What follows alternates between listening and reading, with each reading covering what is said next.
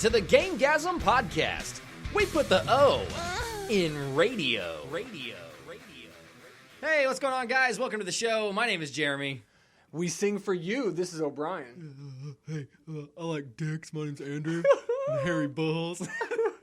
No, I'm just kidding. Unfortunately, You're not kidding. I am not kidding. But unfortunately, Andrew couldn't be with us today. He was sick. He had something. I don't know. He left work even. Yeah, he's by and large not feeling well. Yeah. And hey, get well. Yeah. So I'm not 100% sure what's wrong with him, and it doesn't really matter. He's not feeling well, and we wish him the best. But anyway, we're gonna do a 2-man podcast today. Yep, we're gonna see how this goes. We're gonna have technically a devil's three-way here. Like a fucking, I don't know, potato sack race or something. We're gonna tie our legs together and I don't think you do that in the potato sack. You might, but I think normally that's a three-legged race is what you're thinking of. Three-legged race. I couldn't. See, it's already off to a good vibe. We're already jamming. Three-legged race. I like you. Hey, I like you. I like you. I like three-legged races. All right, so unfortunately, we're not going to have a game today because it would be kind of boring doing a two-way game. We can't do Devil's Advocate. We really can't cock slap you anyway.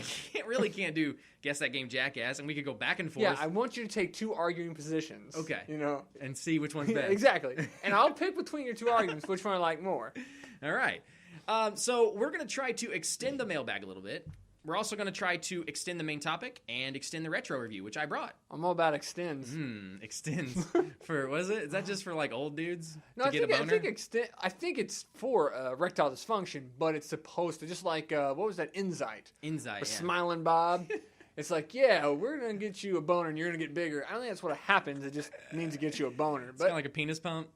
We're going to put this on, and we're going to, I don't know what it's doing, but it's going to make you bigger. Yeah, well, that's just because it's going to be such a raging hard on. And it might hurt. It might hurt. It might, pop a blood vessel. But by God, you'll be hard for that moment. You'll be hard as a rock.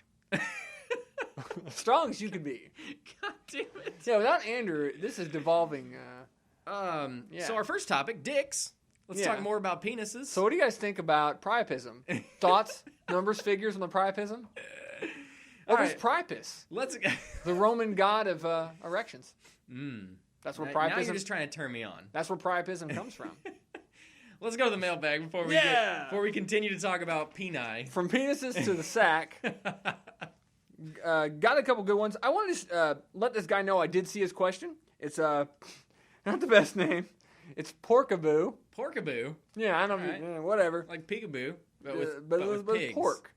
He wanted to know if we ever played Death Spank, and he had a good follow-up question to that. The fact is that none of us have ever played Death Spank. No. We know what it is. Yeah, I've seen it. Yeah. It looks interesting. Had people tell me I should play it. Yeah. I never did. So just so he knows, we got it. I'm going to log it, bro. And when one of us gets a chance to download Maybe Andrew's played it. I don't know. I know he hasn't. I'd ask him as well. So at that point, we'll get back to that game. And when we have the info, we'll let you know what we think. Yeah. I might play it. Somebody told me I should check it out, and I never did.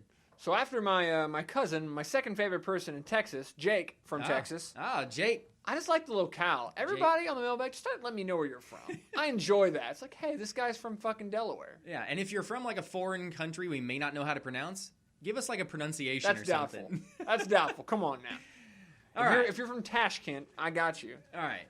Or Azerbaijan or whatever. So he's got a question. Do you think companies like Nintendo are milking games? And I don't know why he picked Nintendo, because obviously, to jump right into it, I don't feel they're milking games. And it's a real big reason. If you look at the last episode, when you said you fucking despise EA, right? Yes. That, to me, is a milking of a game. Oh, yeah. Every Madden, year Call on of the Duty, year. yes. Mario has years sometimes out before the game. A Mario launch is or Zelda. I mean, there's like, Wind Waker, and then there was look at Wii. There's Twilight Princess and some other one that I'm blanking out on. 2 games through the whole Wii cycle for Zelda. Right. That's not milking a franchise. The thing is are you milking it if your fans are clamoring for it? I mean, you're really not. You're putting out something that your fans want. It's kind of like the downloadable old retro games. Sure. People want that shit.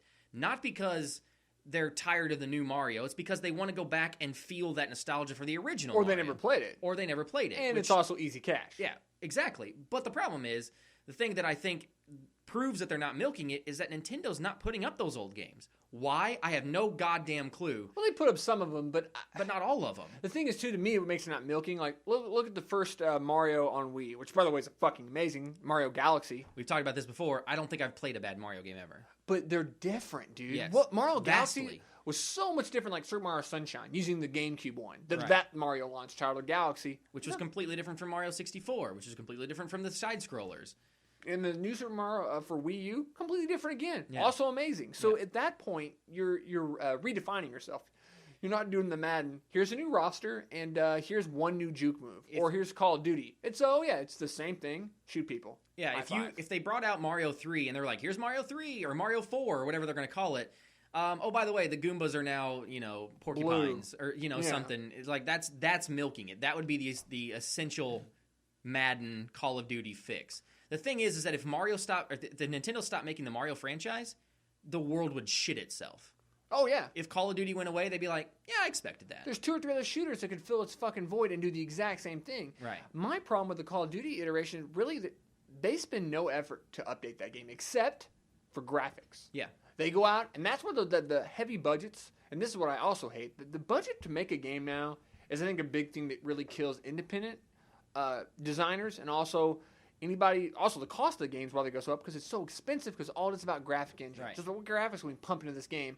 Yeah, we're not going to give you any new modes, and we're going to give a map, but let's do map design fucking a shooter. Yeah. I mean, come on. Oh, yeah. So at that point, all you're doing is giving more graphics and the exact same fucking regurgitated thing. That is Same milking. guns, same everything. I mean, you only need one gun. Everybody Right. should use a FAMAS. the FAMAS. every game I ever played. And the funny thing is, when we played, what was it, Modern Warfare 4 Yeah. or 3, 3. I used a FAMAS. It was a triple burst gun. We go to Black Ops, and I'm looking for the triple burst gun. It was Modern Warfare 2, Yeah. then to Black Ops. Yeah, and I started using the FAMAS again, and I'm like, wait a minute, this is my It's a favorite gun. completely different gun. And somehow it was still my favorite gun. Yeah. It's weird. Famous Famus. You're just French or something. I may be, secretly. The first ever Irish-French person. I'm like a Huguenot. His follow-up question to that one is, do you think there's an endpoint for Mario? I mean, why would they? I think he really feels that maybe they're milking Mario. That's what I'm taking it as. I know we're on. It's a good question, Jake. I know what you're trying to look at it as, at least I think.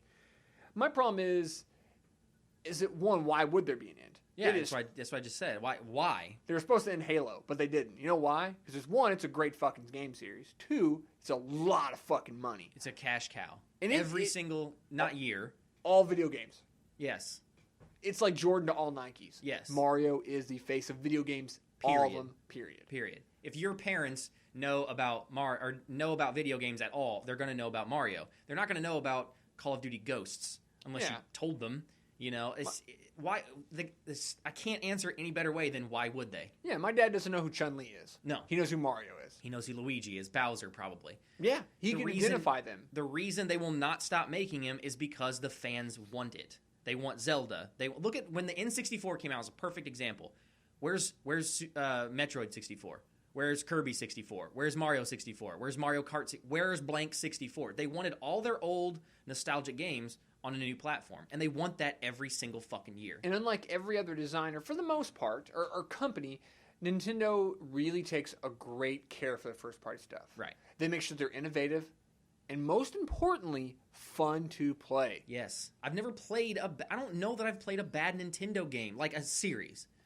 I mean, I will say the Mario parties, I could feel that they got milked a little bit in like not so much 1, 2, or 3, but like the 4, 5, and 6, like that mid-range. Now the newer ones, I think they got more innovative. You need a different controller to make Mario Party. Format. Yeah. Just the format of the games. It's the same. Because how much can you really update it? It's going to be a board game. How much can you do with a board game? Yeah. Yeah, it's only going to be so many mini games. Right. But other than that, I'm going to struggle to think of a real, and even I think milkable, quote unquote. I think maybe even they felt that Mario Party was getting a little old because they made WarioWare.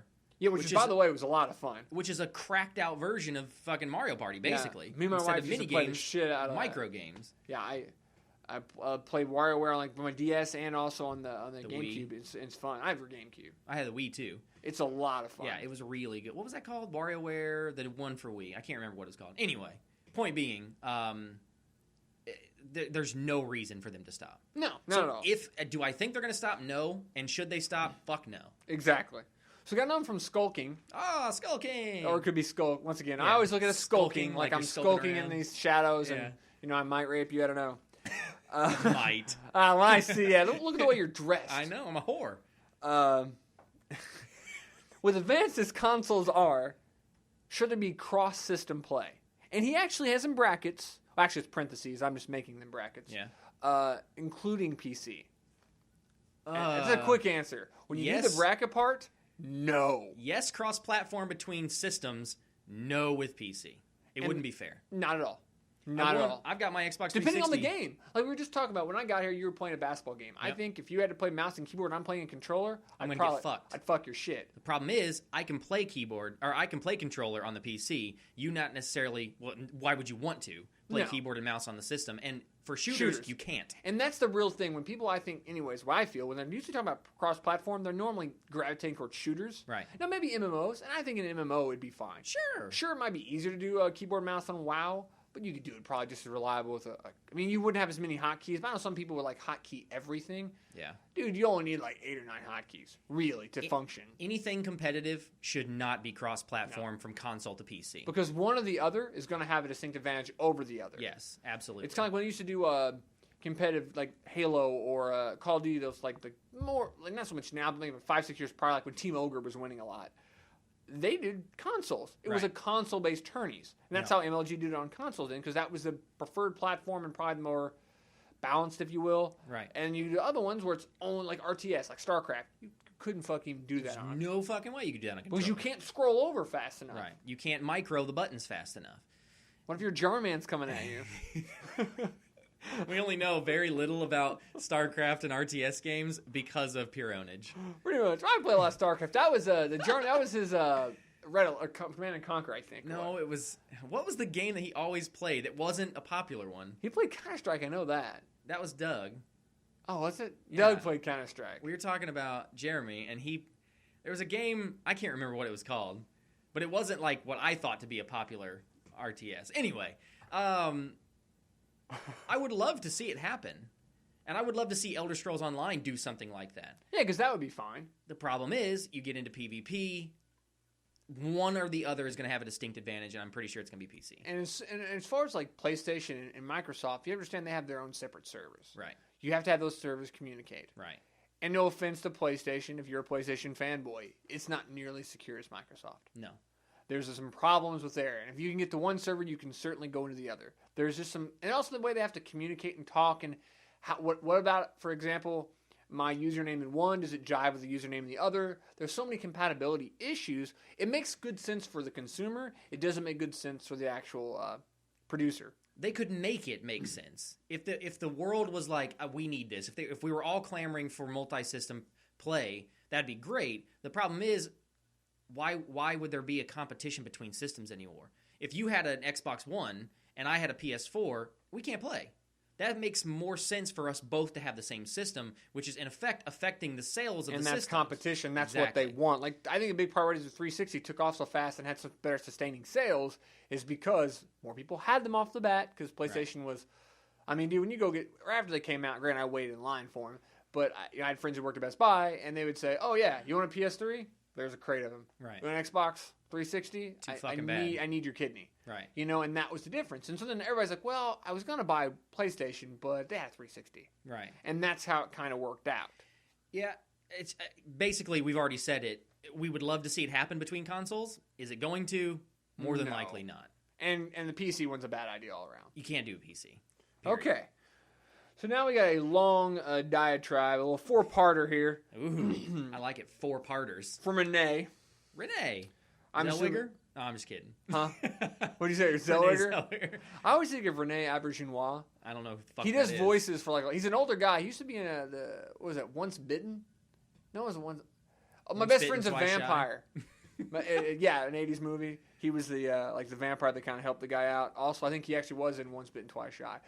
Not Once, Twice Shy, just Once Bitten. Jim Carrey's fucking first movie. Yeah. But he does voices for a lot of things on cartoons. He was pretty bad in that movie, too. Jim Carrey was. Yeah, but Jim Carrey's not a talented actor. I don't care who watches fucking Man on the Moon or...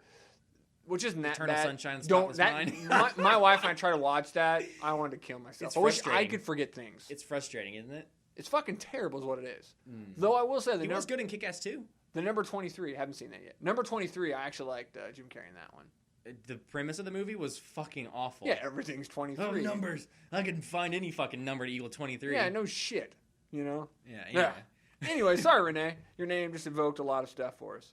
First off, why does it seem like the first game of a series is always the best? And since we're just talking about movies, it's the same principle. Like, Absolutely. Almost, not always. I kind of like Rocky IV the best. Yeah, not always. But once again, most of the time it is. And I think it's because the idea is fresh. Well, the idea is fresh, but also if a movie blows up, now they've got a certain hype to live up to. Oh, yeah. And it's not easy to write 2 great movies in a row. No. Unless you have some sort of trilogy and it's one big movie and you've only released the first part. And you already had a concept in mind. Exactly. And a lot of times you might, like Assassin's Creed. I'm sure they thought, hey, this game might have some success. Right. But we'll have the same level of success. And then it's like, well, let's fucking jump them around in time. But it's the same. You're trying to find the same twist. It's like M. Night Shyamalan. I actually like a lot of his movies. Not Sure. all of them. But if you can't do a sequel to The fucking Village. No, you can't. It's over. There's a twist. Not all video games have that level of a twist, but most of them have some kind of not surprise, or you're killing a bad guy, you're feeding, you're saving the world. Right. Where do we come back from this? If you saved all the bad guys, or saved all the good guys and killed the bad guys for eternity, where the fuck do you go from there? And not to mention, sequels, usually the first movie or a movie period has a finite end. And if Yes. it doesn't, you're like, ah, fuck, they left that open for a sequel on purpose. You know what I mean? So the best movies that I can think of all have finite ends to them. And it's really hard to create a second movie after you've already finished a story. Yeah. Now you're starting a second book with the same person and trying to make it as good as the And first I know one. this is not a movie question, but it seems like I'm a huge alien nerd. Aliens, not like Right. the actual fucking creatures or whatever. But the movie Alien. Yes. And I actually personally prefer Aliens to Alien. Right. Which I really like Alien. Just I really find it interesting because they're different directors, and that's kind of neat because they each have their own different spin on the canon, you know, Right. the mythology of it. But 2, with 1, yeah, they kind of left it open, but not really. You figure, okay, she's free, she saved it, whatever. So they opened up a hole, went to a whole different area, and that's where it makes a great sequel. Right. So, and that gets in a way, that kind of leads to his next question. Well, before we go on to that, I want to make one big point. Think of all the game series that you can think of. The only thing I'm now that I'm thinking about it, I'm having a hard time thinking of a game series where the first game's the best. Only current games like Assassin's Creed, you might say the first one was the best, or Call of Duty. You can't say the first Call of Duty was the best Call of Duty. You can't say the first Mario was the best Mario. Well, it depends what you define best. Exactly. And technology and controls, what people expect, are different. But still, Mario 3, I think, is better than Mario 1. Yeah, I agree with that. So when you look at it that way, I mean, think of a It's series different of than games. movies. Yeah, But I agree 100%. But the experience and what I felt from the first, I would say, like if we were doing a rating system, they would suffer an innovation like the rating system we have. You know, it's like, for instance, Fable. I would probably say the first Fable was the best Fable. Sure, it was the best experience. Right. Fable 2 is still really good, And so was Fable 3. Yeah. I don't know. Like, honestly, Call of Duty is the same reiteration. Street Fighter. First Street Fighter is way best. Yeah. Because everything else was just adding extra characters. There are a lot of series that like that. I think they go both ways. The problem is that as you go further on in technology, it's just you can do so much more with the game. You think of new ideas. Like Silent Hill. I'd probably say Silent Hill 2 is my favorite, even though I think 1 might still be my favorite. Silent Hill 1 had a real je ne sais quoi. It was the story was. What am I looking for? It was like a visceral, It was a great experience. It was just a weird experience because nothing had really done it before. But the controls were recycled atrocious, shit. yes. Like I said, we talk about this games you play with your spouse or significant other. My wife, one of the first games she ever played through was Silent Hill 2, right? And we played through that together. You know, she did most of it. I helped a little bit. Is that the one where it ends in the playground? Or Yes. Is that, okay. And so I went and bought Silent Hill 1. Right. I'm like, well, why don't you play the first one before we move to the newer ones? And she got through about an hour or two before she was tired of it. Yeah. Because the controls were so bad. And her not being, a gamer, where she's like, Couldn't adapt. I'll just fucking suffer these horrible controls and get over it. She's Right. like, this is fucking terrible. So we went I'm out not and even having any fun. Yeah, we got 3 and that was fine. Right. You know, and that was the problem, the way the controls were. So things you can't foresee. And I think an answer to the first question, nostalgia is a big part of it. Yes. I mean, so you'd be surprised how powerful nostalgia is. Think about GoldenEye. We went back and played that on the 24-hour live stream back in October. I remember that being like the funnest fucking game in the world. We went back and played it. It was shit. It was so hard to play in comparison to today's controllers. And I remembered it vividly because I played so much of it, and I just shit on everybody because it wasn't. It's just the controls were so hard. If you're not used to them and you don't remember them and have that muscle memory, it's just bad. It's that terrible controller. So nostalgia plays a big part in your brain. Without a doubt. So he then asked, what sequels or later games in a series are better than the original and why? We kind of covered that just a little bit. A little bit, but give you a good example. I would actually probably say Final Fantasy II is better than Final Fantasy 1. Sure. The story was way better.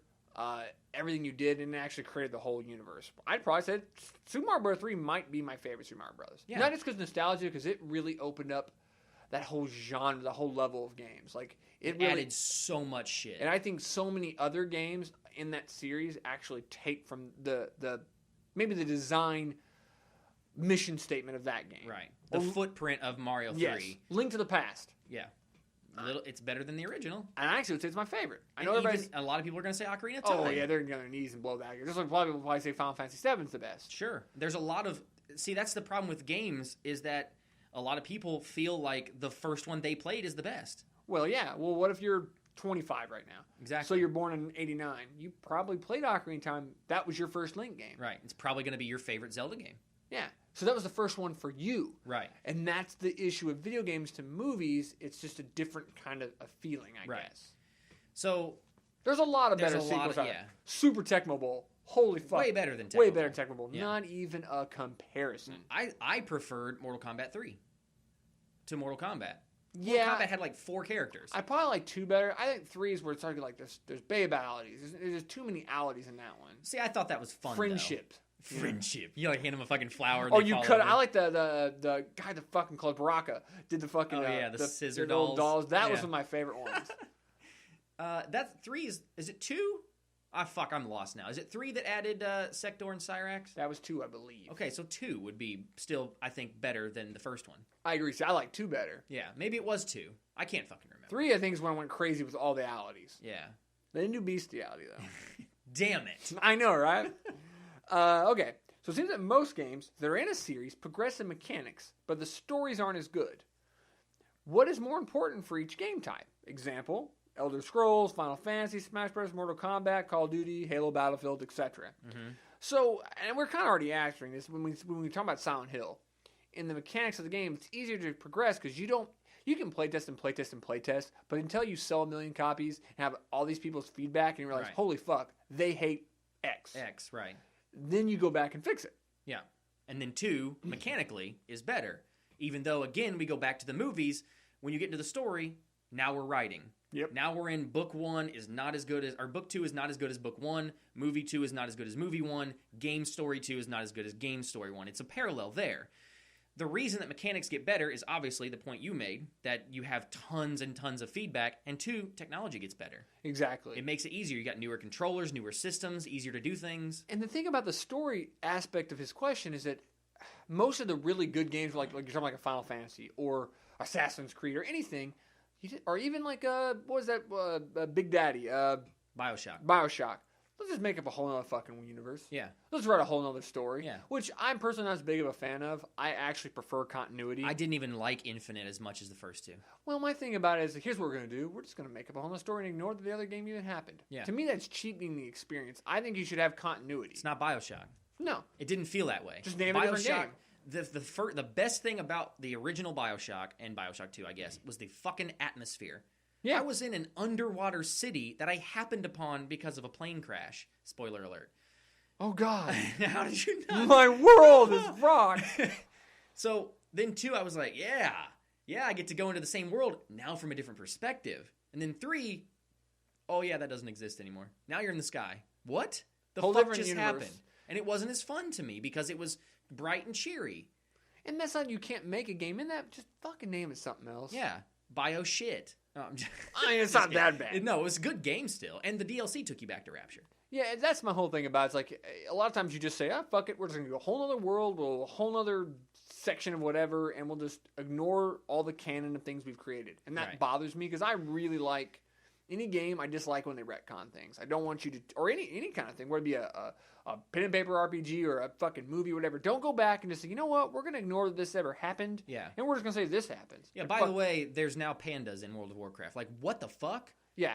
Elder Scrolls never added some shit like that. No, they changed little things to make their lore more accessible, but they never added like brand new.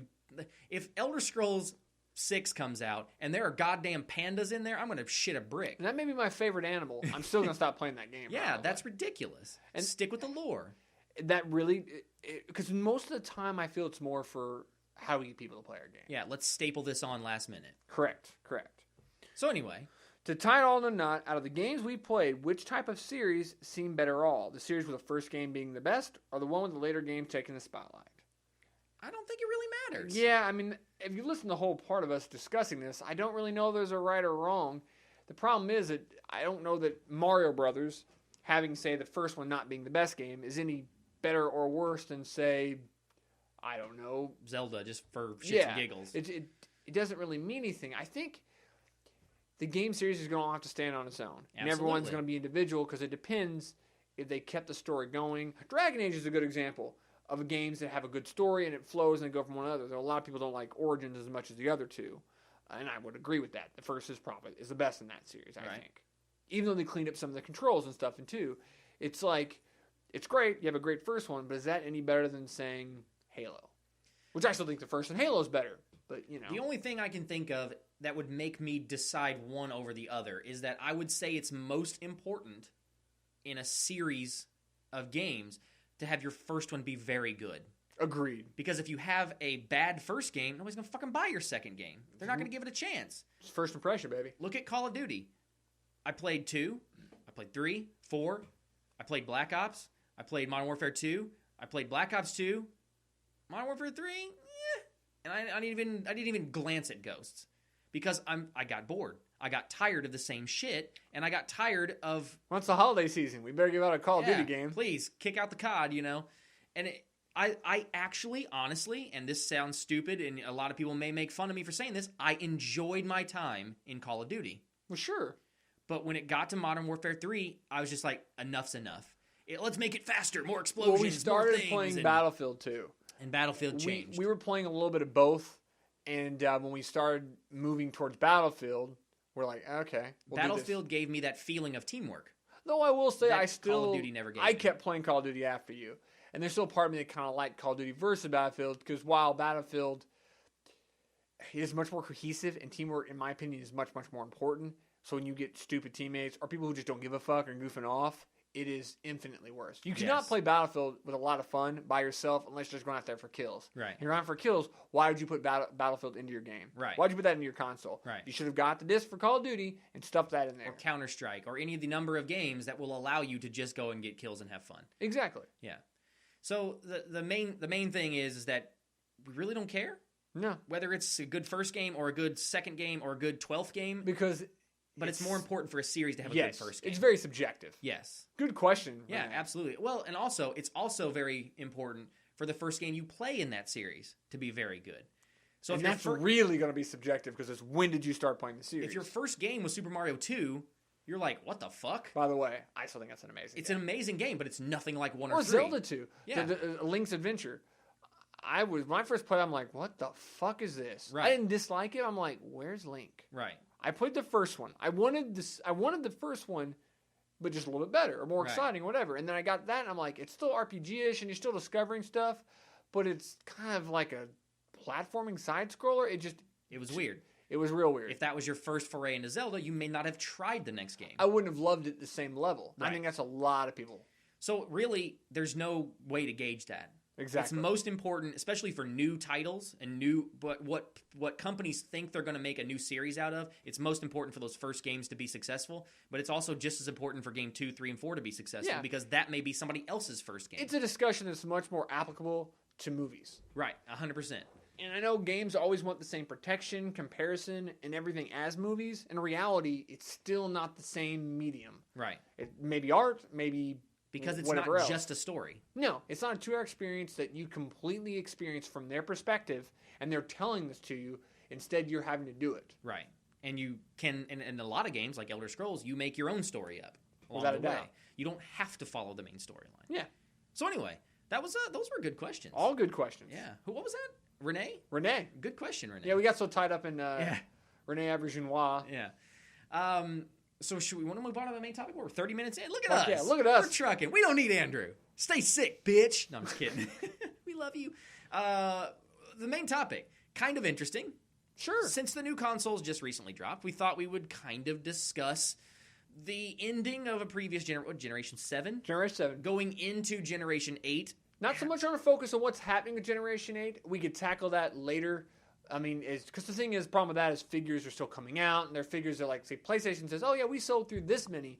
But is that a sell-through, or does that mean you shipped it to retailers? Right. You know, there's a lot of still ifs and ands, and surely it's still very young in the cycle. But there's always that year or two gray area at the end of a cycle where you're still making games, but you're also making games for the new platform, and there's an overlap. The new generation has started. The previous generation hasn't ended yet. Yes. And while it's not far enough in to really talk about as much for, like, say, your PlayStation and Xbox, but Wii U's been out for a year. 11 months? 12 months now? So it's time now where you can actually pretty much reflect back at the end of it and see, I'm not saying who's winners and losers, but you can definitely put it in perspective right. and how we feel about the last generation. Sure. I know you're going to go this exact same way. The big thing to talk about in these two generations is not necessarily the generations themselves, but the previous gaps between generations. Yes. 4 or 5 years. Now, well, the longest was, I don't know, 6 maybe? Well, just I don't know. think about you this probably way. know better than I do. And I'm using American release dates just because That's what we know, for save 'cause of we're brevity. fucking American. Well, I could tell you the Japanese release dates, but it's not going to have as much importance. Right. So, like, Nintendo, 85. Yeah.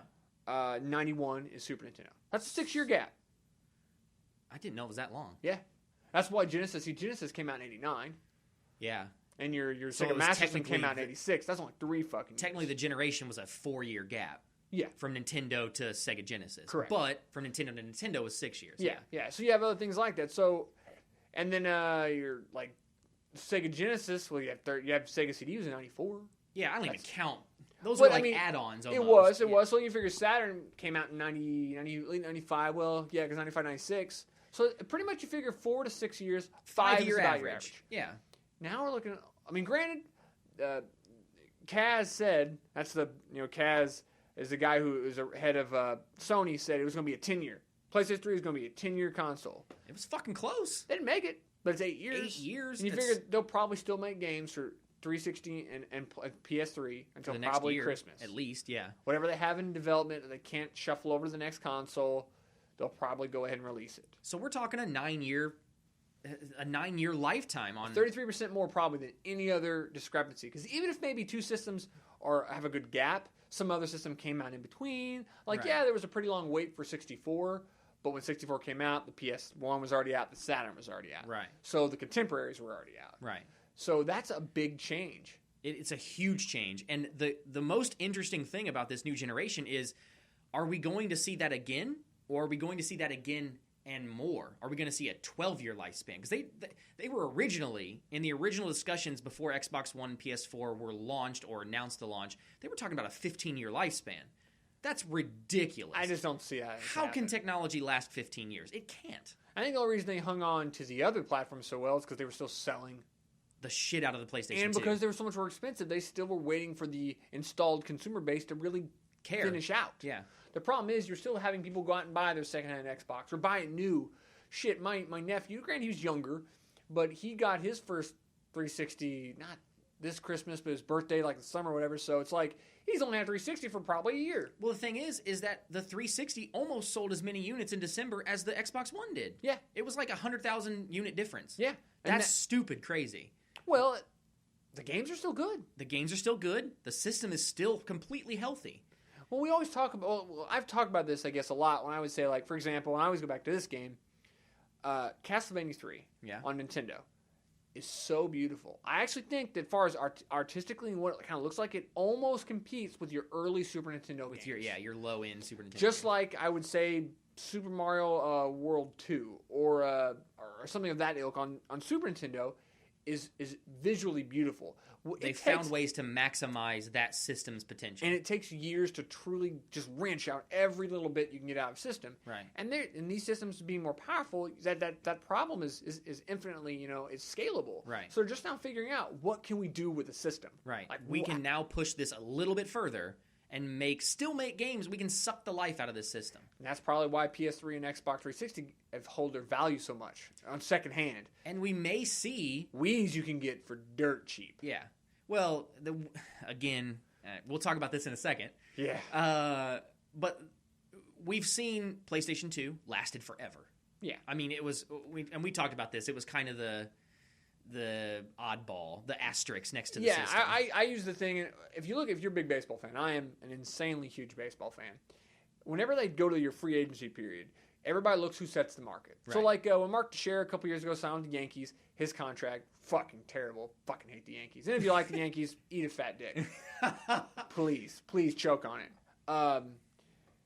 When he got his contract, people who are out there in that same zone, they're looking at his contract as setting the bar for that free agent season. Equal stats, good season, if you're in a position like, well, I'm 75% of his stats, I'm an infielder, I want 75% of what he got. Yeah. Sure. So when A-Rod got his contract... A-Rod. I don't say A-Rod, whatever. Oil millionaires, tycoons, that's what I was thinking. When he got his contract, it was almost twice anybody else's contract ever. It was over $100 million more than any contract ever. Right. So...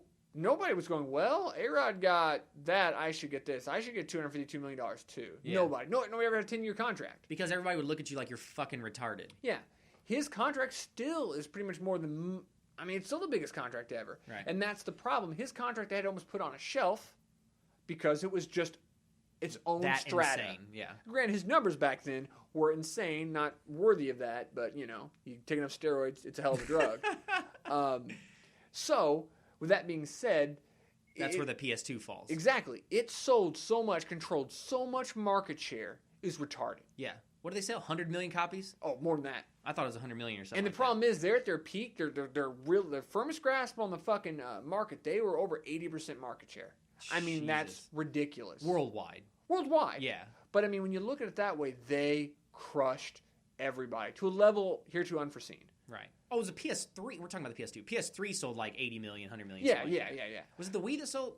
Wii still sold a lot. The problem is, and this is what we talk about the Wii. I just want to jump right into that real quick here. We might as well. Because, obviously PS2 has its own world of whatever. Right. So, the problem with the GameCube, that it pretty much outsold them so much, it was retarded. Oh, it wasn't even for fair. Years. Yeah. For years. Just hand and fist. You could not keep a Wii on stock for probably the first 3 or 4 years of its life. Right. The problem is that the Wii sales over the last year or two ground to a fucking halt. Because the systems... it aged worse because it was less powerful. That's part of the problem. That's what I was going to say. The systems weren't... I don't know why Nintendo's chose to do this. I have no clue. We're going to be the cheapest system with the crazy innovation shit, and we're going to be the worst system hardware-wise. We're going to be the weakest system. We're going to be for kids and families. Enjoy. Why did you do that to yourself? When really, if you figure Nintendo, Super Nintendo, and 64 were geared the other direction. Yes. You've been a profitable system for X amount of years, 2 decades. And you've been a powerful system for X amount of years. Why the fuck that switch? Well, I don't think GameCube was intentional, necessarily. Maybe not, but Wii definitely was. I think GameCube definitely was at least thought of, we're going to go a different route. Right. But maybe they didn't think they were going to pigeonhole themselves the way they did. Granted, nobody can foresee how much raping that the PS2 is going to do worldwide. No. But here's my question. If you realize, oh, fuck, we just pigeonholed ourselves with the GameCube, why even further pigeonhole yourselves with the Wii? Well, here's the thing, though. We're ripping the Wii for the last 2 years. It feels like they're just grabbing straws. We're not giving the Wii the credit it had for the first 6 years. No. Where it outsold them. And the other thing is, Wii was... extremely successful. Day one Xbox was a $33 loss, $34 loss. Day one PS was almost a $100 loss. PS3? PS3 was about a $97 loss. Day one Wii, $11 profit. Right. And you're like, well, $50 more.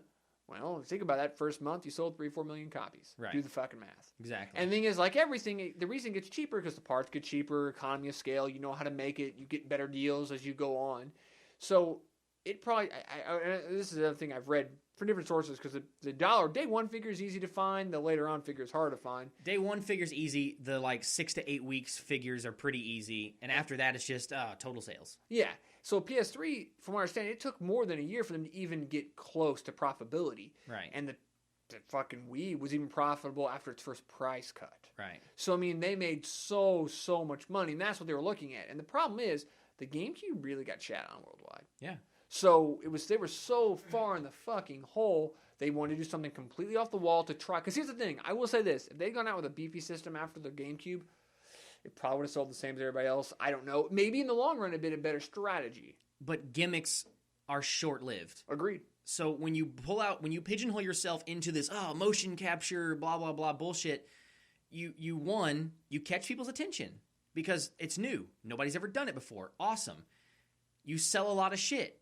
The next time you do it, nobody's going to give a fuck because they've already seen it. So you can't continue down that path. So when they brought out the Wii U... Which isn't so much motion. It's like the Wii. Which your controllers, I'm going to keep testing. I love them. The Wii? The fucking Wii U's controllers are so cool. Oh, the Wii U, absolutely. Wii U. Oh, no, honestly, Wii U, I never... The Wii, okay, like using an example, I'll use my wife again. She loves the bejesus out of Just Dance. Yeah. She loves that game. Sure. And that is, you can do the move, you can do the Connect, whatever. It's just made for the Wii. Right. So there are a lot of games that controller work perfectly. But the Connect dance games are just as good. Yeah. And I have a Connect, Sure. it's just fine, and their games are just, for the most part, as gimmicky. The thing is, it's just like, there's a lot of things the Wii did really well, and they were the first ones to start doing that. I mean, Sure. I still sometimes play Wii Sports. Bowling is still fun. But the problem is that when Xbox and PlayStation can come out with an add-on for their game that does everything that the Wii does better... Oh, yeah. What happened? And you have such a more powerful system. Yes. I can now play Battlefield if I want to. I can now play X-rated games or R-rated games, whatever you want to call them, mature-rated games, and I can't get on the Wii. And if I can, they're generally toned down. Well, and my thing with Nintendo is, okay, I understand why you did the Wii. Right. And it worked out well. Obviously, for a short, couple-month period, Nintendo is actually valued more than Sony. Sure. In Japan. Their stock was worth more. There's a company worth more. And when people are going, well, they're two video game companies. No, they're not. Right. Sony is not a video game company. No. They're an electronics conglomerate. Microsoft is not a video game company. No.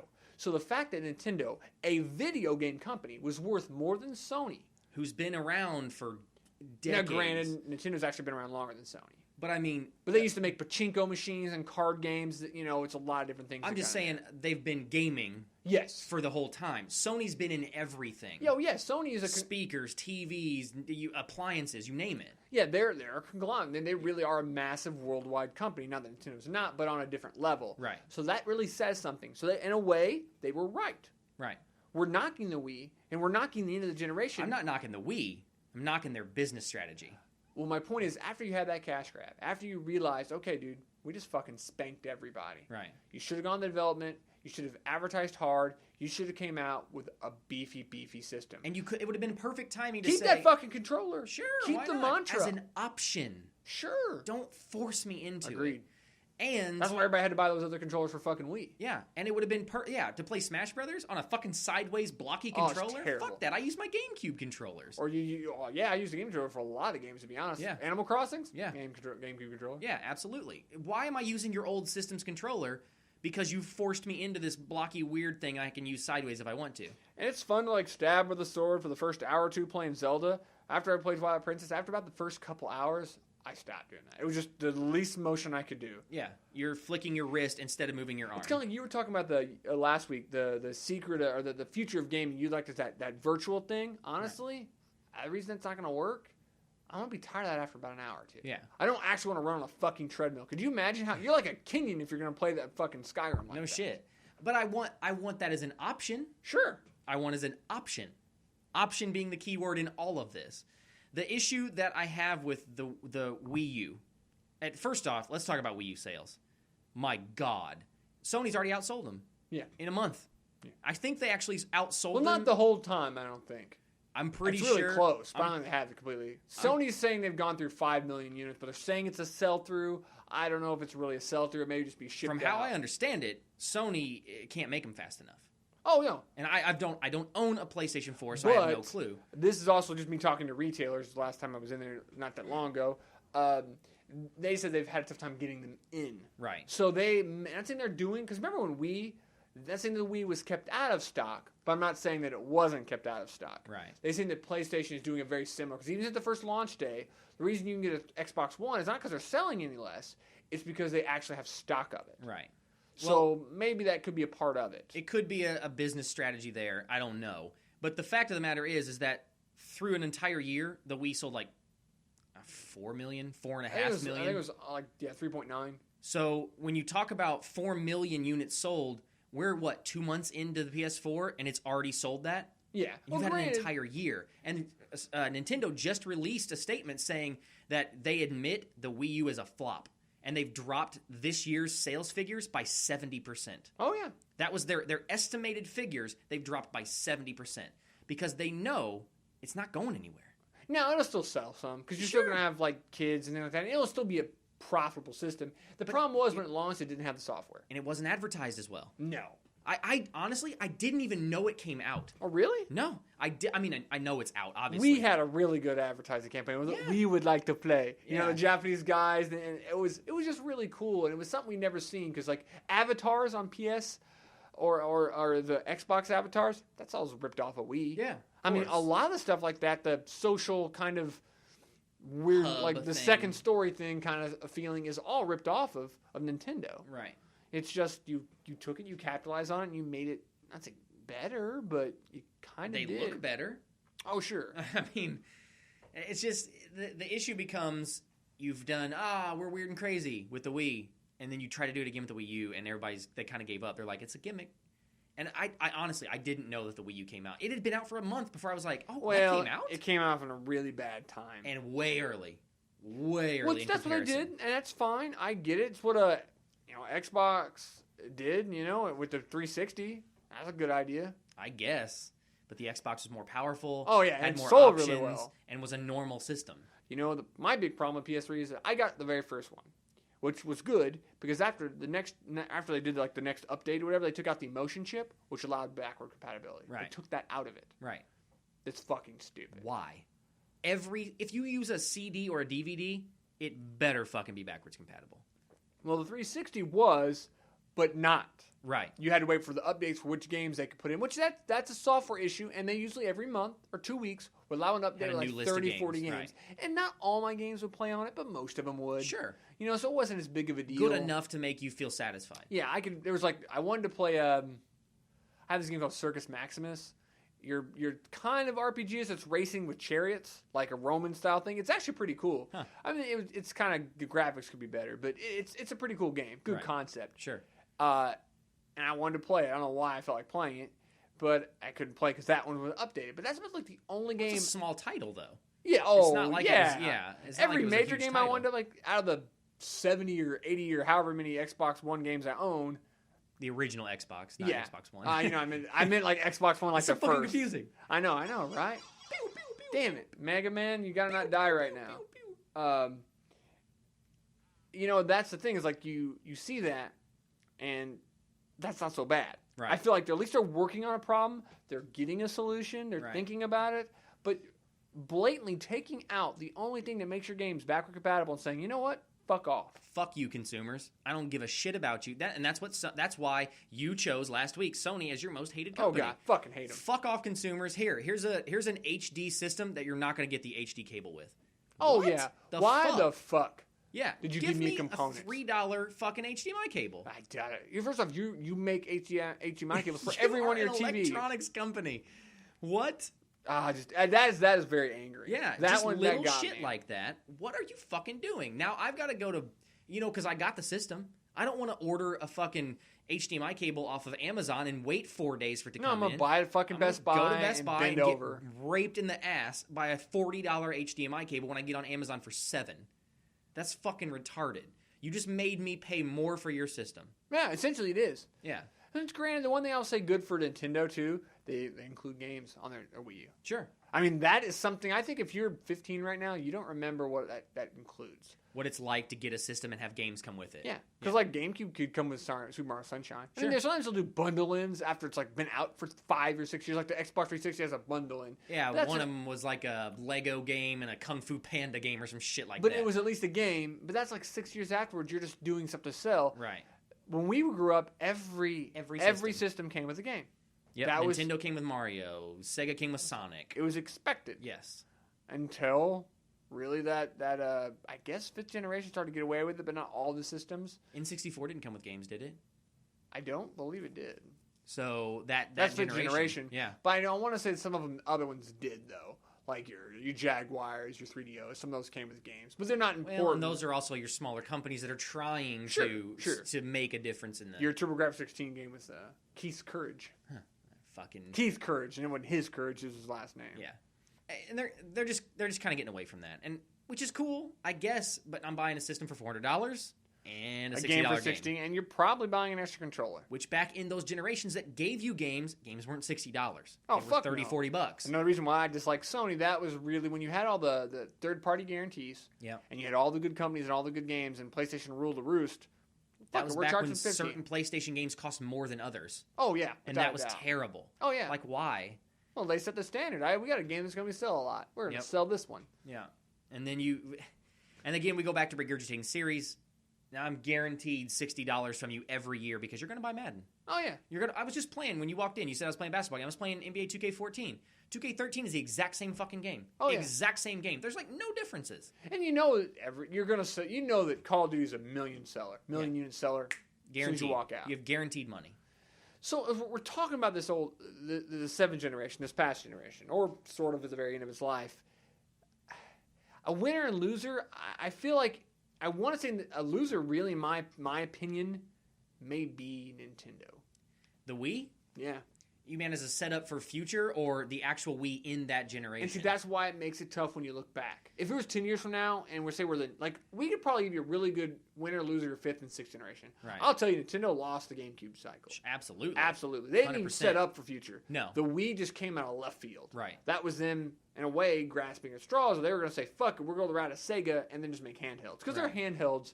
Now, granted, believe it or not, the PlayStation made this big deal that Vita's sales quadrupled. Because there's a lot of connectivity between the Vita and the PS4. But quadrupling and still being less quadrupling from 10 to 40. Yeah, being less than a tenth of DS sales when Nintendo can just say, oh, we're going to make the 6DS. It doesn't matter. We're going to make fucking 6 screens. They've got 3 DSs in that generation. Yeah, and then they just did the 2DS for smaller, more compact, and we'll do this, and it doesn't matter. They just stomp you. And they had 4 DS games that were multi-million sales. Or at least over 1 million sales. Both Pokemon games... I don't remember. All the Mario runs smell insane. Luigi's Mansion sold really well on DS. I love Luigi's Mansion anyways. Yeah. Excuse you. Yeah, I know, right? They make so much money off those handhelds. I know, I really actually choked myself over there. With a dick. Yeah. They make so much money off those handhelds that they're always going to have cash to pump in other avenues. It's a buffer. Yeah. So in that case, I do not want Nintendo in any way, shape, or form to go the way of Sega. No. I hated what Sega did, to be honest. Yeah. I know why they did it. I personally probably wouldn't have. I would have found a way to make something. Because they were still viable in certain markets. Sure. Brazil, they were still the biggest market. Sure. Certain places, they still had an impact. And I don't want Nintendo to go that way. Because if it's a Microsoft-Sony race, it may become a much more expensive hobby than it needs to be. Honestly, when Nintendo goes away... A lot of the childhood memories that I have are going to die. Exactly. And that's going to hurt. I don't think it's going to happen. But I can't imagine it's going to happen. But they're going to have to come out with this next gen. They're kind of already fucked themselves because there's not going to be another generation for possibly 8 years. Well, they can set the bar whenever. They're cheap enough console, in my opinion, they're cheap enough console pricing, even on the Wii U, that say 4 years from now, they could come out with another one and nobody would be angry. Right. And they would be more powerful than the other two.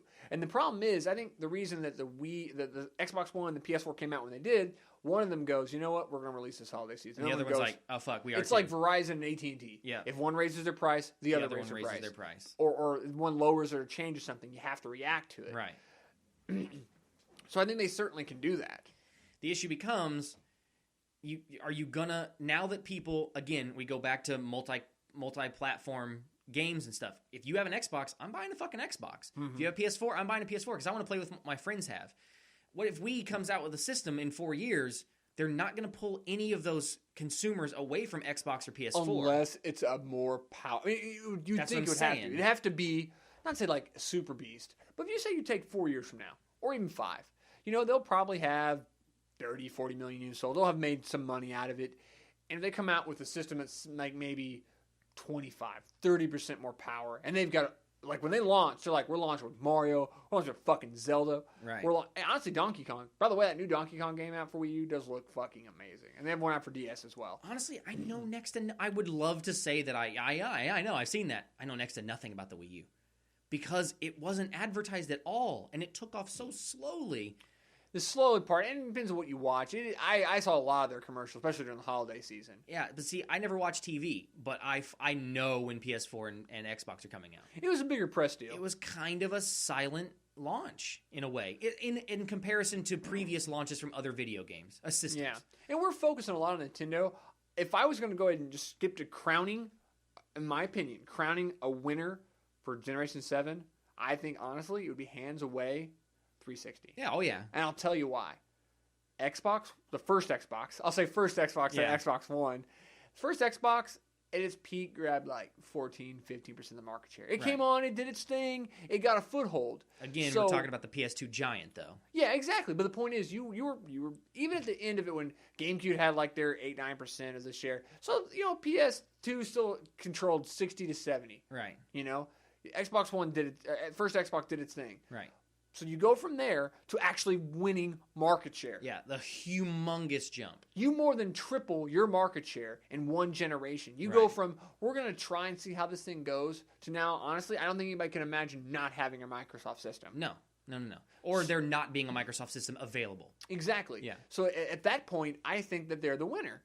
I would agree. I think we all agree. And I think it's even the winner considering how they put themselves up for this generation. Because even if they stay even, they still have made the right jump and they're holding ground. Right. Well, and in our first episode, we did the favorite systems from every generation. We all chose Xbox 360 because it's a hands down victory. One of the best controllers. It's very good, very even sturdy. the Xbox One looks like it feels good too. Yeah. I haven't actually held a controller. Oh, really? I could care so little about this generation of consoles. I don't know why. Well, I just kind of like I don't want to have a separate thing plugged up to a separate TV away from my computer where I've got to go to a separate gaming console. The only thing that I gain from playing on console, and I'm not trying to say PC Master Race, is the fact I can play with friends next to me. There's no games that do that anymore. That's true. That's what kills me. The one thing that I really loved about consoles is gone. Yeah, I still like consoles for most games. Yeah. I like games that should be played on a PC. To be played on a PC. Yeah. And there's almost every strategy game ever would be terrible on a console. Yeah, I'm just not a neckbeard like you. Neckbeard. Neckbeard. Yeah, because I'm so fat and This gross. PC Master Race. That's my PC. So I got this 3 triple carded liquid cooling, Because every game requires you to have 3 cards, you Right. fucking faggot. Yeah. It's too early to talk about the winner of the 8th generation, but it's surely fucking not Nintendo. No. I mean, it's going to be, but I think what's going to happen is most, because obviously Nintendo had a lot of market share, and it shrank, but they had a lot. So it's going to be It was Xbox. very close, though. Oh, it still was in the end of it all, the sales, because I mean, the thing is, PS3 and Xbox needed like 2+ years of a run-up of more than tripling Wii sales to even get into a striking distance. That's Right. how dominant the Wii was. Well, as it stands now, I don't know actual numbers. Let's say 3 million total units, or 3 million. Let's say 300 million total units from the 7th generation were sold. Random fucking number. Yeah. They're all in the 30% range. Yeah, the thing about I will say was good in a way that the Wii could help them for future is that even if you're 10 years old right now, everybody had a Wii. Yeah. So you played a Nintendo game, you remember Mario, you had a good time doing it. So even with the bad console doesn't mean it's an alien thing. It's not like what Microsoft had to do. Yeah. Or honestly, what Nintendo had to do after GameCube. Because And see- a lot of people did not have a GameCube. Oh yeah. I think I was the only one I knew other than you that had one. Yeah. The thing about the Wii is, again, I don't think it's a bad system. It was a weak system, and it was a gimmicky system, but I don't think it was a bad system. not at all. I enjoyed every game I ever played on the Wii, pretty much. I think the reason we're not shitting on the Wii. Yeah. The reason it sounds like a thing we're shitting on the Wii is because of this generation. Because their setup for Generation 8 was awful. The Wii, they thought, hey, we've got this. We made a bunch of money. We did this angle. Let's do it again. Right. And that right there is their mistake. Yes. And once again, they're, a lot better at this than we are. 100%. I think, honestly, their business strategy should have been, we're back. with a big ass fucking beefy system. Such a good marketing campaign. Yeah, we're back and we're here to party, or whatever, something like that. Saying, look, we fucked around for 2 generations. We're fucking You could back. have shown like the history of their systems, like because here's the thing: you look at PlayStation or even Microsoft, they don't have the history. No, they don't have the history. Well, Look at Game & Watch and arcade games. I mean, for Nintendo basically goes back to the early '80s. Yeah. Sony's not to like '95, and Microsoft's not to like 2000. So for the most part, I mean, they've got generations ahead of them. Yeah, and you're talking about a console that's been around. In a console game has been around since the mid '80s. They've got 20 years ahead of, almost 15 years ahead of Microsoft, 10 ahead of Sony. Yeah, if you actually can consider their IP, because why I said the '85 was a release date for us, it came out in '83 in Japan. Right. And Game & Watch, stuff like that came out in '81. Right. You had all your Donkey Kong stuff in the early '80s. So really, they got 15 years on Sony. Yeah. It's just a fact of the matter that the Wii was just a poor. It was a good moneymaker, and that's it. It didn't set up well for the next generation. It could have. It could have. They dropped the ball. Yes. To be fair, the N64 was a great setup for another system. But unfortunately, the GameCube just shat the bed. See, I actually disagree. You do? Because I don't. The 64 is what created the problem that led to that. 64 got shat on. It did get shit on, but it had bad games, a fucking horrific controller. It did a cartridge after the time was over. Yeah. And it was also weaker. It was a bad system. It was a bad system, but it wasn't bad enough to carry them downward. They should have looked at that and said, fuck. What you're saying is correct, but my thing is, the reason, like using Final Fantasy example, left them, they were cartridge. Right. All their RPG left them. Well, cartridge. they were... And a lot of other game systems, not just using RPGs as one off the top of my head, I'm trying to think of another good example, but a lot of other game companies said, we're going CD and CD only, and left them. They lost a lot. What really helped PlayStation get all those third-party contracts, and Nintendo made it very easy for them to make that happen. Well, and you told me this. I didn't know this, but the only reason that Sony exists is because Nintendo decided to go with cartridge for the N64. They were going to make all their stuff for that 64 generation. They were going to make the disk drive for that generation. Nintendo said, it's not... for all their innovation, sometimes they're backward as fuck. Yeah. Another thing that kills me about Wii, in that same vein of, we're not going to do it yet, their internet play was fucking terrible. It was non-existent. Dan. Yeah. Yeah, Big Dan, biggest Monster Hunter guy. He got me to get Monster Hunter in that Wii Speak thing. Yeah.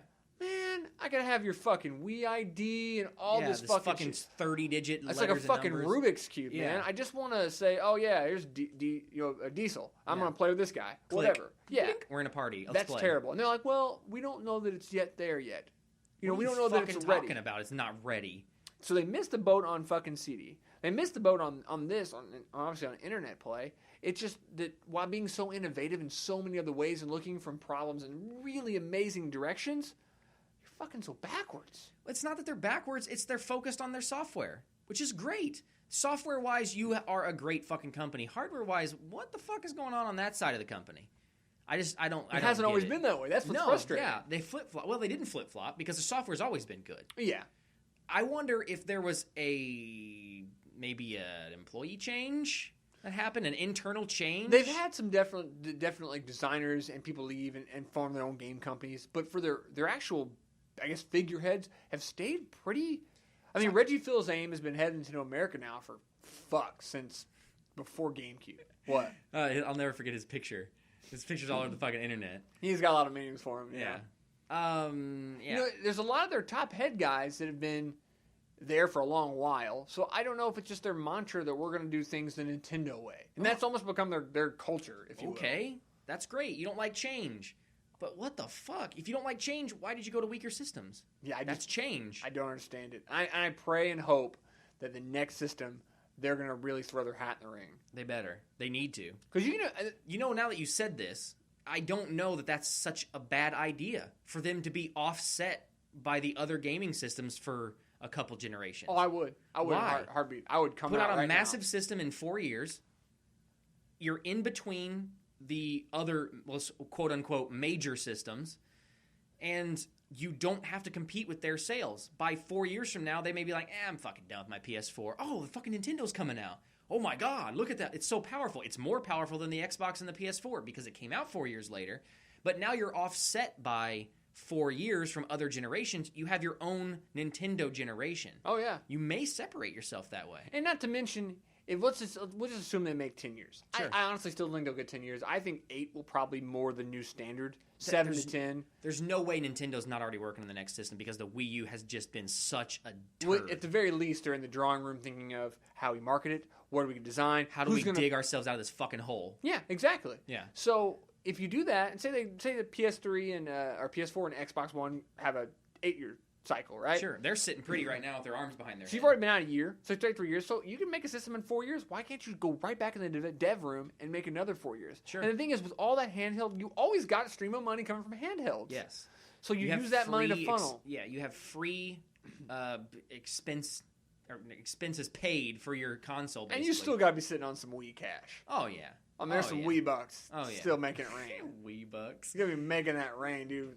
You sold all those fucking cheap systems. Not cheap in a bad way. Like, this thing's a piece of shit cheap. Cheap is in a very low cost-effective system. And if Nintendo right now put out a subset system that was called the Nintendo Retro, and it was just Virtual Console, you know how many fucking people would buy that? $100 system, and all of our games are available for $5 a piece. Or some shit like that. That'd be cheaper than that, I think. Yeah, I mean, if you could make them like $1 a piece, yeah, you probably could get like. Or make it like a Sega channel where you have a different slew of games that you can play every. Dude, I'd buy that right now. Yeah, instantly. Like this, I would fucking pre-order it right now if they announced it tomorrow. What the fuck? You have Virtual Console Gold, and you're not taking advantage of it. And your fans are begging you for Virtual Console games.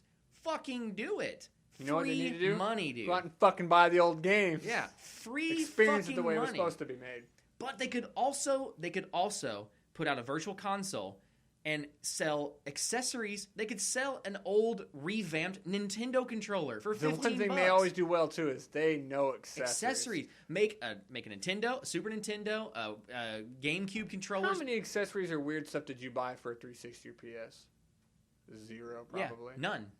I think a fan for Kinect, my 360. Technically, the Kinect. That's about it. Yeah, you know, I have a Kinect. Yeah, that's it. But there's nothing for the Wii. I bought that one kind of the more of a like Super Nintendo arcade controller. I bought some of the different extensions. I bought the Wii the upgrade for the Wii controller. Yeah, the Wii, fucking like covers for them. Wii Fit board. Yeah, the Wii Fit. You buy accessories for Nintendo, and accessories are money. Oh, yeah. And granted, they might not be making all accessories, but those people are still paying the rights. Yeah, absolutely. So you get so much money. Battery-powered sensor bars. Oh, yeah. Yeah. You do well for the accessory market, and there's another angle they could be capitalizing on. They have so many possibilities that I don't know why, as a previous worker in management, retail and business management, what the fuck are you doing? You're just leaving piles of cash on the ground and walking away from it. I don't get it. And once again, I guess to kind of we'll wrap this up here. Yeah. We focus really heavily on Nintendo. I don't think we're focusing on them because they're the ones. It was the biggest change. It was. They had the most in the beginning of the generation the least to lose really because they were already nobody. Yeah. And the most to gain, and they gained it all. Yeah. At the end of it, they had the most to lose because here we've regained this lead that we had just pissed away the previous couple of shots. Yeah. And now we're fucking it up again. So I still feel 360 is the crown of it. Yep. Both quality-wise, one I like, but also most importantly, the business aspect of it. I think they were the winner. Yeah. Now you can say PS4 selling and blah blah blah blah, but it's not a big seller more compared to the other. I think a lot of it's way too early. It's worldwide, and in certain markets, like in EU, PlayStation's still a much bigger name than Microsoft, but in America, it's more the other way around. Right. So. Worldwide is not always a fair glimpse of how it's going to pan out as it goes. We're a bigger market. Right. And how will the less important markets who are just now getting stock, how will they buy? How will they respond? What about the new... Because a lot of your good software is now looking to come up in the next 6 months. Right. So it'll be a big thing. But I think for how we feel about the 7th generation, we think 360 probably won it, and we just dropped the fucking ball. And they still sold a ton. Sony was just there. Do you count them as second place because they sold a shit ton, or do you count them as last because they really just it was a grasping for straws like bullshit move almost? I can't put them last place because that the amount of sales. Well, that and the fact that they weren't in ICU. You know, they weren't looking to see they're gonna have to get out the fucking defibrillator, but they were hurting. They were very sick. We didn't know if they were gonna make it. And then they obviously got it's Awakenings. It's, Robert De Niro. He's all of a sudden awake from his coma, and now he's dancing around. And then the Wii U happened. And then now the Wii U happened, and maybe that L-Dopa medicine's not working as well, and he's going back into the encephalitis coma. Catastrophic trauma or something. Exactly. What happened? So. God. Anyway, Xbox One and PS4 are selling great. Yep. 4 million units. That's not bad in a couple months. No. And by the way, thinking of controllers, I saw this. The fucking Titanfall edition controller for Xbox One looks so fucking cool.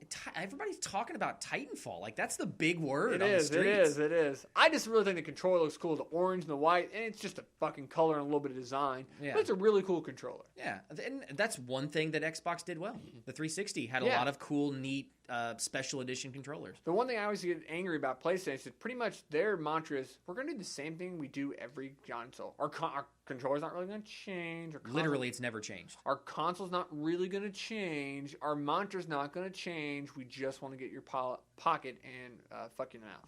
Sony. EA. Yep. Same fucking thing. They should have a baby and watch that fucking money draining super devil horror. Spawn. I know. Jesus Christ. It actually steal money from us. Yeah. So anyway, there's the main topic. Normally we'd be moving on to the game right now, but unfortunately, Andrew's at home masturbating. Someone else. I don't know. Probably. A girl's got to eat. Got mouth to feed. We move on to the retro game. Metrosexual. Yeah. We were talking about Andrew. Oh. Aren't they like supposed to be good looking and well kept and clean? Yeah. Oh. Double sick burn. I have a feeling that when any of us miss an episode, we're just going to be ripping on that person. We haven't been too bad. Not too bad. No. We are going to talk about a retro game. And I actually had a different retro game selected. And I'm going to change my mind. Okay. Because Andrew's not here. So that gives me and you a chance to talk about a game that I know you and I basically only played. You can probably know where I'm going. Oh, yes. Romance of the Three Kingdoms. Dun, dun, and not just Romance of the Three Kingdoms, but their entire game group. Romance of the Three Kingdoms, Dynasty Warriors, Kessen, the fucking RPG that you told me about. I didn't have any clue that existed. Now, that wasn't made by the same company, Destiny of an Emperor. Okay, yeah. It was actually made by Capcom, which is fucking shocking. You told me that. I was made a fucking sequel, only came out in fucking Japan. What happened? It angers me, the amount of games that have only come out into Japan. And it's Kawhi doing it. Well, that one was Capcom. Well, yeah, but I mean, it seems to be our favorite games that we like that are based around China. Why are they going to Japan? Like Working Design. I love that company when it was out, but they made so many games only localized for fucking Japan. It just angers me. Yeah. Now, a lot of people don't know about Romance of the Three Kingdoms. Probably not. More people know about Dynasty Warriors. Oh, God, I have to imagine. Though I will say that the amount of, over the breadth, the amount of, there's 11 romances that have come out in America. Yeah. RTK. And the 12th one, why Japan only? I don't know. Why did you make the first 11 and go, you know what? We'll take this one off. And why'd you make, was it 11, 10? I don't remember. They did something weird with Dynasty Warriors. Like Dynasty Warriors 6 was available on PC. 7 wasn't. Which, granted, this bothers you more because to me it's a console game. So I actually don't. Not say I don't want it on PC. It has nothing to do with the PC console argument. It's the Kawhi thing. Like, okay, we're going to release 6 on every system. PC, all the consoles, everything. Have fun. 7, not released on PC, just on consoles, but we're still going to release that one in America. 8, it's going to be on PC and consoles, but only in Japan. I have to imagine that has got to be a licensing, a negotiation behind the scenes. I guess. It seems so random. And the way their games are, they'd be very easily translatable amongst systems. So I'd imagine that's something that we aren't privy to. I guess. I don't fucking know. But regardless, let's talk about the game we came to talk about, Romance of Three Kingdoms. Yes. And we've played, you obviously played more than I do, or I have. It's impossible to almost play more RTK than I have in my life. Yeah. But I've played a shit ton. We've put probably thousands of hours into Romance of Three Kingdoms together. Oh, yeah. I mean, specifically, you've played probably 2 by the 3 farthest. and 4.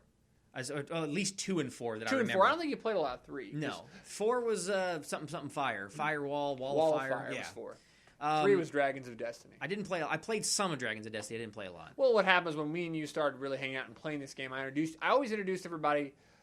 I've been the RTK drug dealer. Yes. I have all. It is my gateway drug, and my weed is part 2. Yes. Because it's not it's the most simplistic. And 1 is very similar to it, but me and like 8 different people have played 1. Right.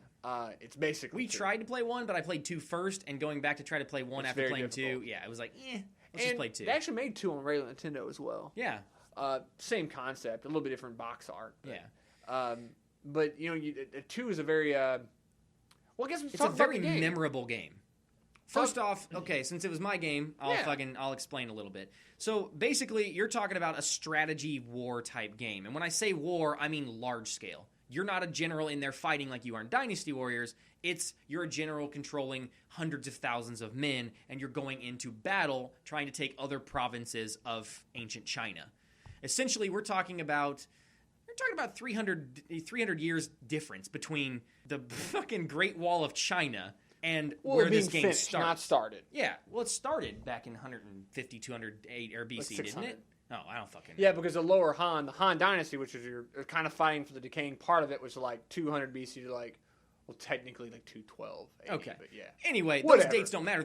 The fact of the matter we're talking about is Don't it's matter at all. ancient as fuck. Yeah, it's it's not old like school. 1600s. We're talking old shit. But it still feels medieval. If you like medieval fantasy or those kind of things, it still has that same flair of like a Total War kind of feel of like that era. Right. So in its most simplistic form, you are a ruler.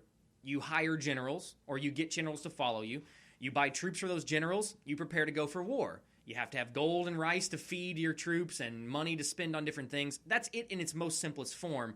But as the game progresses in 3, 4, 5, 6, it gets way more complex. Yeah, the economy's more complex. Your relationship with generals is complex. Your Yes. family relations. Yes. There's a lot about loyalty, and later on there's items, and the way the geography, the way the battles, as they started going away from provinces, they go towards cities. Right. There's waypoints. How do you control those waypoints? Defending walls. Forts. Yes, there's a lot of intricacies to it. And the cool thing about it is it's 100% historically accurate. Well, not 100%, but It can very, be. very damn close. Almost all of them had it. You could toggle historic or fictional on. If you Right. toggle historic, you're not going to get a guy if you're not historical. It is historically accurate as Yes. far as the Who's generals, following the province. who. Yes. Yeah. The battles are going to be fought the way they go. Yeah, the only thing that changes from historic to non-historic is the fact that the generals can join whoever. The battles are still fought by you, so you can change the course of the history. Their lifespans. Right, the lifespan. You will die, even if you didn't die in battle on historical. You're going to die when you're supposed to die. Bad omens or whatever happens, something's going to happen and you're going to That die was a because 2 you thing. died in history. Yeah.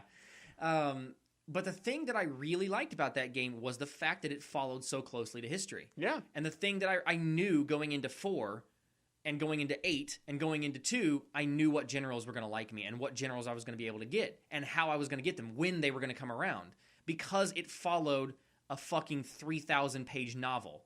I mean, you're talking like the Bible, 2,000 pages.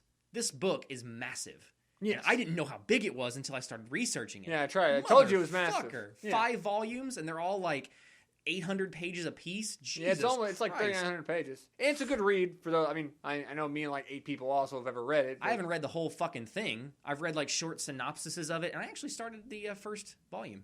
Okay. I found it. Look at you. I procured it somehow. Yeah, it's actually expensive for the whole actual real book. Yeah. Well, you Well, can get it. You can get it on Kindle for like $50 for all 5 volumes. That's so expensive. Well, for yeah, Kindle but it's especially. $10 a book. It's not that bad. No, when you that's think true. about it. But goddamn, we put so many hours in that game. Oh, it's well, it's replayable. It's infinitely replayable. You can create a general if you want. Sure. If you want to do that, Generally shitty, yeah. and you don't know what generals are going to be loyal to. That's the and- problem. That only really. I think it only matters as much as in 2 with all the internal numbers. Right. Later on, it changes a bit, but you're good as a general there, but you only usually get 1 general with you, And that general's shitty. Well, not always. 2, he's pretty solid. And 2, it's like 70s, 80s is going to be your best stat. That's still a good stat, though. It's still a good stat, but like when you pick like a Sun Jian or a Liu Bei, you start out with like massive generals. But if you pick fucking Han Fu or Wang Lang Kong or some Rong shit, something, yeah. And that's another thing, too. Like, you can pick really shitty guys and try to win with them, and it's a really fun challenge. Yeah, we just started up a new game of 2, which I want to start up a new game of 4, too, by the way. Yeah. But the thing that I wanted to bring this up for was because the thing that I find cool about this, and I love Quentin Tarantino movies because they do the same thing, these same generals and these same relationships and these same rulers go into every other romance-based game.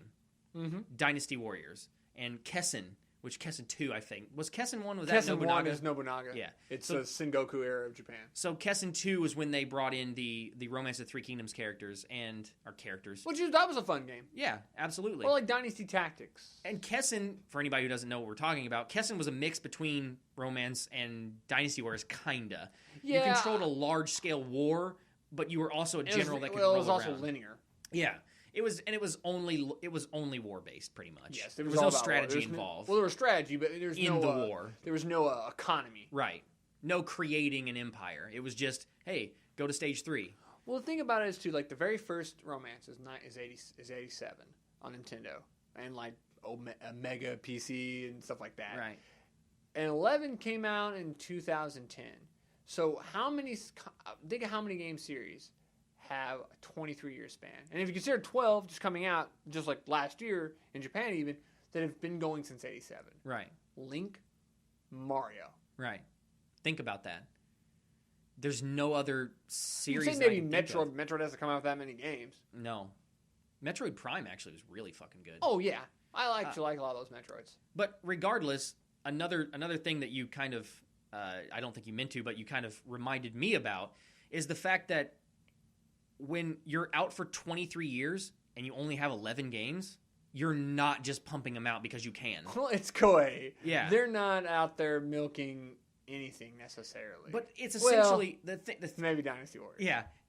Dynasty Warriors 45. Actually, Dynasty Warriors has less games than Romance 3 Kingdoms does.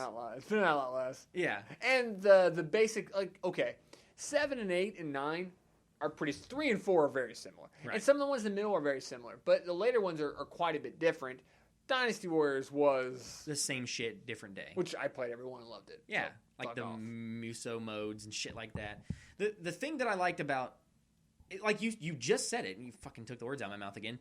But just the thing that I like about it is there's just enough difference in each game for it to really make me go, I'm fucking buying that. Yeah, because all it has to be is a different, like, 4 really started to introduce, like, crossbows or different kind of armaments for your guys, which added another layer of tactics that 3 didn't go into as deep. So then it made an economy because you had to have the money and the ability to have a merchant there. Those things made it different enough. You're like, okay, that makes a whole different thing. Completely different. Yes. It takes simplicity and makes it just enough complexity to it to make me want to buy it. Even though it's the exact same story. Sure. Every single game, their story doesn't change because it's historical.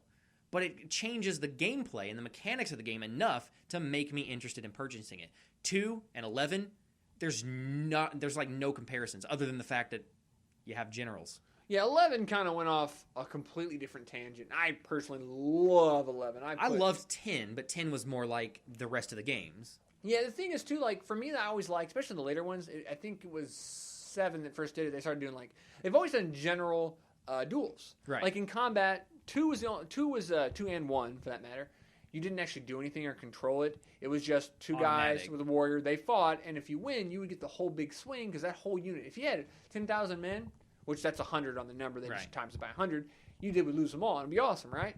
But after that, you could start, like, picking what power you want to use, how you want to fight. Do you want to be aggressive? You were actually doing a little more rock, paper, scissors. A battle within a battle. And it was really cool. Right. And later on, they started doing political debates. So, like, your intelligent generals, and they're really cool ways of doing it. Yeah. It's really not, other than other games from Koei that have made games similar kind of thing, I can't think of too many games like it. And if you like a strategy game and you want to try something different, if you like a Civ, which you might say it's not like Civ, but in a lot of ways it is. If you would like a strategy game, I have a tough time finding why you wouldn't like this. Yeah, and it's one of those games that you're either, I don't even say you're going to love it or hate it, because if you're a strategy fan, you're pretty much going to love it. I have to think so. I can't imagine somebody not liking it. The only thing I can imagine them not liking is the story, is the fact that it's ancient China, and who gives a fuck? You don't care about ancient China. I get that. Well, there's 2 things. One, like, for me, obviously, now granted, once I started playing as a kid,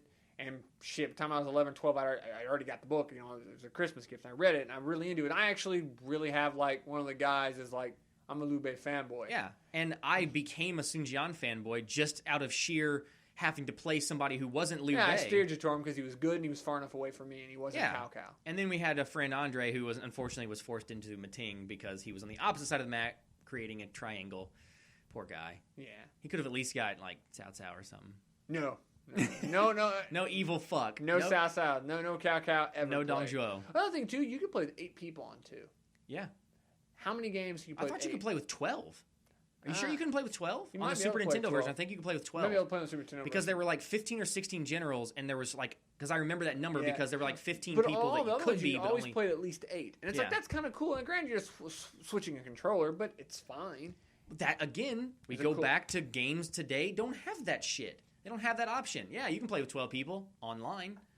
Fuck that. Yeah, I want to play Hot Seat, we'll call it. That's Hot- essentially what it is. Hot controller. You're passing a controller around instead of passing the chair around. And you're right. 12, I mean, that was pretty innovative for, the 90s, Yes. the 80s.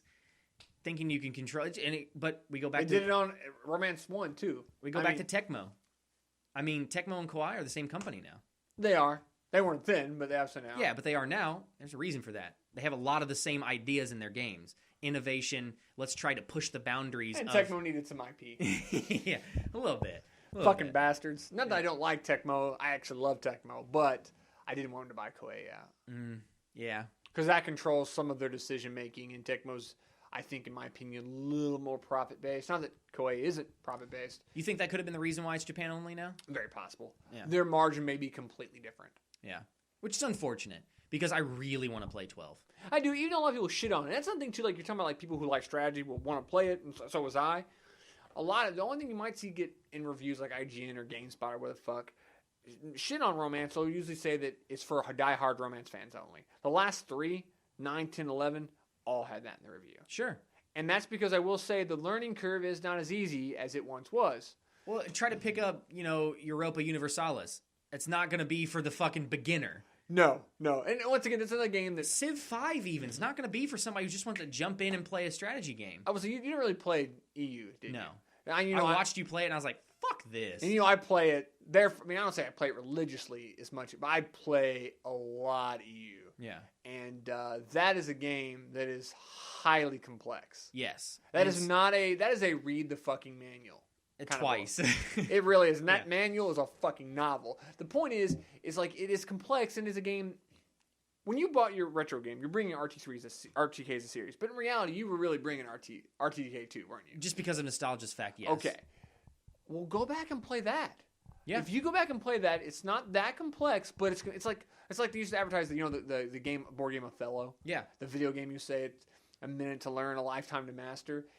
That is kind of what the second one is. You're going to go into it, you're going to play it, you're going to get it, and after playing it for a while, you fill out the scenarios. I'm not saying to play everyone in the series, but then maybe pick up 4, pick up 6. The thing about Romance of Three Kingdoms is you're going to say, oh, I don't want to play 2. That came out in the 90s. That shit's going to look terrible. Dude, it's a strategy game. It doesn't matter. Graphics don't matter. It's all about the gameplay. Yep. And 2 is simplistic enough to where you're not going to jump into 11 or 12 if you're from Japan. And for listening to that music for the length that you have to listen to it, it's not bad. No. Dude, we're nerds, and we're stat whores. Oh, and God.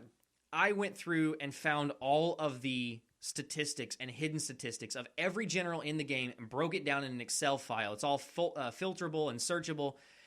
That music was playing the entire fucking time I was doing it because I had it on in the background. Never got old. No. And it...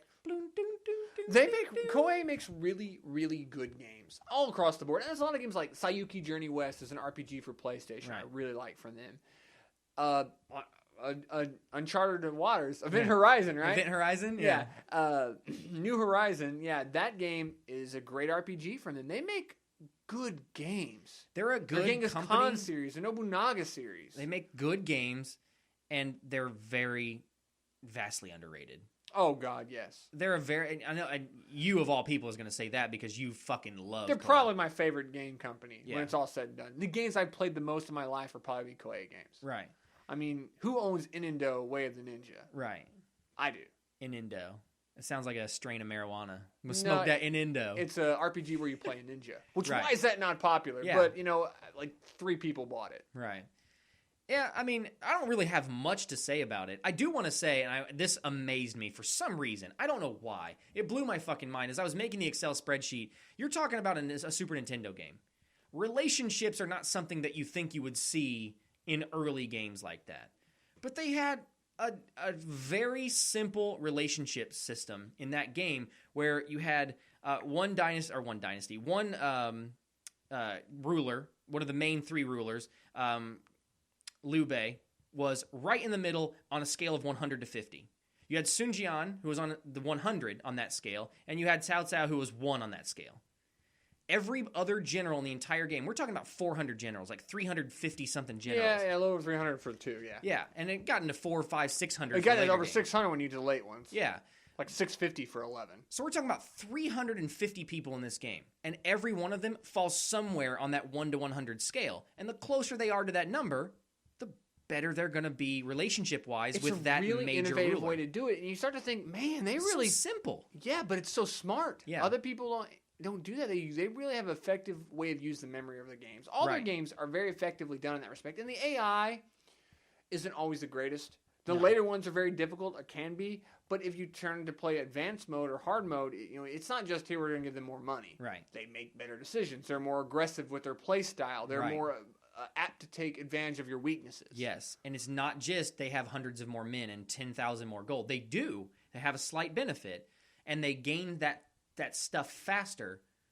But they use it more aggressively. But they actually take advantage of the fact that they have those things and do different things with it rather than just having 10,000 more units. And then just watch you grow strong enough to beat them. Right. Which is dumb, you know?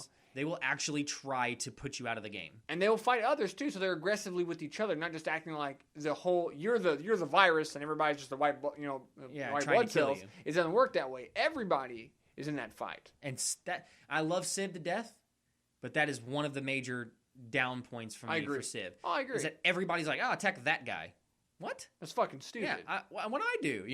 It's because you put it on hard. And there's a lot of really good like ploys and plots you can do. Rival tigers, forgeries, all kinds of stuff. There's a lot of cool intricacies you can do in that for such a simple early game. Yeah, and they just keep expounding on it every time, and every iteration in a way is almost better. And everybody knows Lu Bu. Everybody knows Lu Bu because he's the big warrior, right? Mm-hmm. Or Guan Yu. Probably Guan Yu. Hell, Guan Yu's...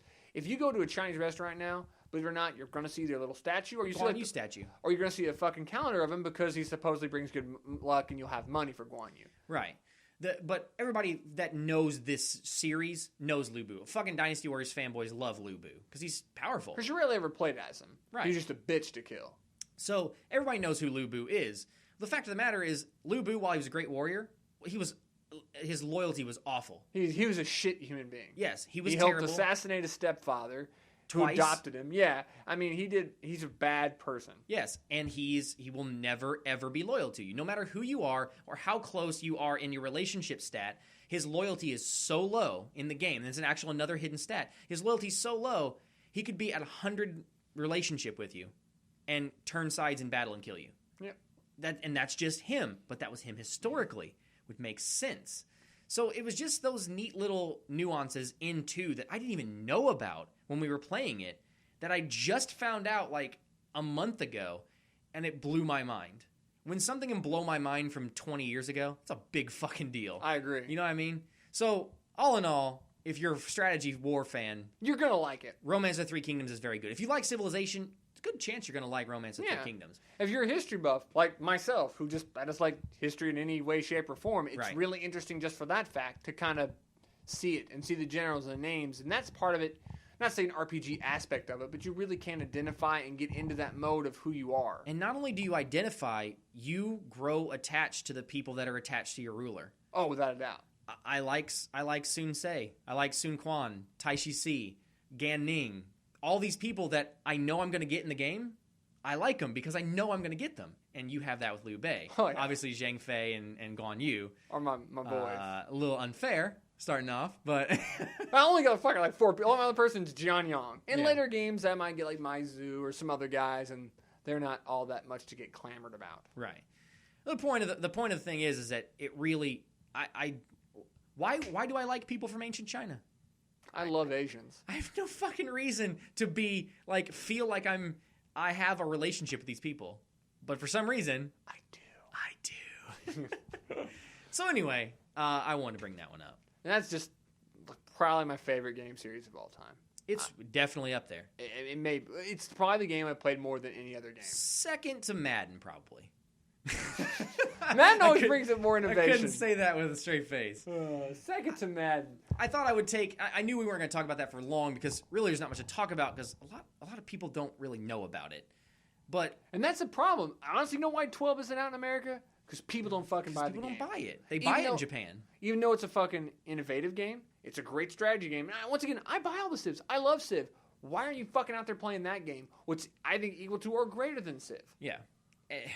It's a different game, but it's like you said, strategy-wise, it's just as hard. In some ways, I feel it's more replayable because you really find a way to win in Civ and you stick to it. And I don't know, like I find AI to be better. Once again, not knocking Civ, it's still my favorite game series of all time. Sure. But to say that I'll play Civ or I'll play this strategy game and not to play that, I don't get it. Yeah, and really, it's strategy games are weird like that, though. They are. You have fans of blank series, and that's it. Oh yeah, they'll play like using not necessarily EU, but a Paradigm, the company that makes it, or Paradox. Yeah. Which they make a whole plethora of amazing strategy games. Sure. I may play Queen Victoria or Iron Hearts or whatever, and that's all I play. Right. I don't understand that. Yeah, it's the strategy fan base. And some of them are very much I like this epoch. Right. I really like Victorian era Europe. That's what I want to play. Or I really like China, medieval Total War, or it was not Rome Total War. No, there is Rome Total War. This is the next one I actually have. The one was like Napoleon area. The game's fucking Total War game. It's a Total War game, just in the Napoleonic era worldwide. That sold a lot. Right. And I think it sold to a different consumer than medieval or Rome. It's the same fucking game. Now, combat's a little bit different because you could shoot. And actually, I thought the combat in the Napoleonic era one worked a little bit better. I like the Total War games. Those are games I always forget about. Love them. Always forget about the Total War half games. the time, I don't even fight the battles. Right. I want to auto-fight the battle because I want the strategy. Right. And that's part of the reason I think I like RTK, because I don't need to know about the formations or whatever. Not that I don't like that on some games. I want to know if I can outmaneuver them in this. Not can I macro my keys and move my guys fast enough. And that's because you're not a big fan of RTS games. That's not necessarily true. Well, but I mean currently. Yeah. I mean, I like RTS games too, but I find that clicking to control, move this unit, move this it's here. More about dexterity than strategy. Yes, and I prefer strategy. Yes. Like you.